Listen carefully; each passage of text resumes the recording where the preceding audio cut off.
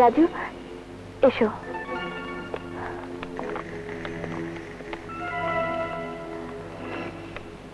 Papa, this is Raju. Raju, উনি আমার পাপা।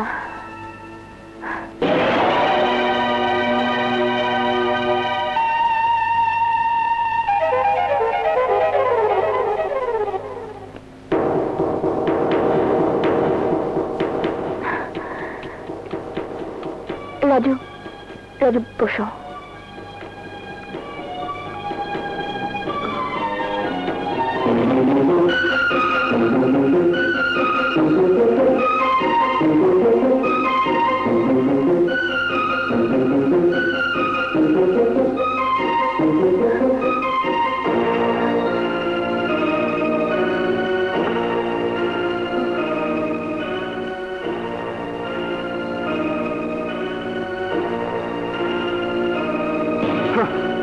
আপনি হয়তো আমার চপ্পলটাকে দেখছেন, এর মধ্যে একটা ছিদ্রও আছে, যা হয়তো আপনার নজরে পড়ছে না।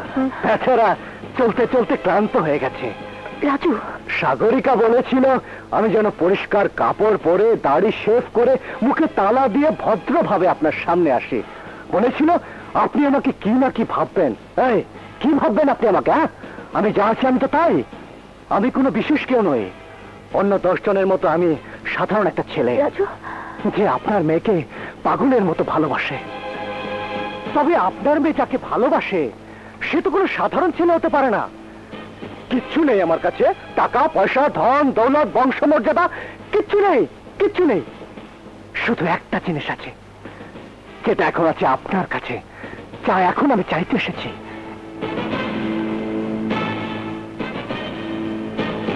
আর যদি আমি না দেই তো ছিনিয়ে নিয়ে যাব। তোমাকে প্রথম দেখেই আমার মনে হয়েছে তুমি একটা বদরাগী ছেলে। এখন আমি নিশ্চিত ভাবে বলতে পারি তুমি শুধু বদরাগী নাও, তুমি একটা বেয়াদব তুমি ছেলে, যার নিজের অতীত সম্পর্কে ধারণা নেই, নেই কোনো ভবিষ্যতের চিন্তা।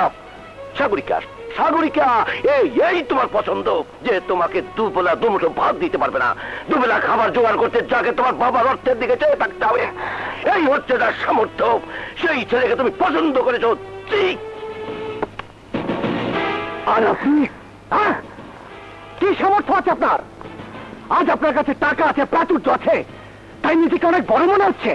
আরে আমার কথা শুনুন, অর্থ প্রাচুর্য ধন সম্পদ এসবের চাইতে অনেক বড় যে মন, সে মন আছে আমার কাছে।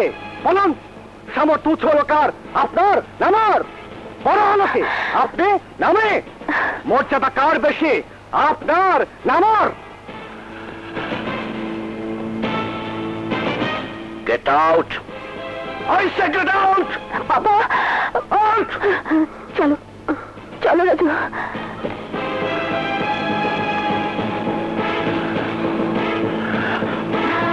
রাজু, রাজু, রাজু, তুমি কি করলে রাজু? তোমার বাবা কোনো দিন আমাকে তোমার স্বামী হিসাবে মেনে নেবে না। চলো সাগরিকা, এক্ষুনি তুমি আমার সঙ্গে যাবে।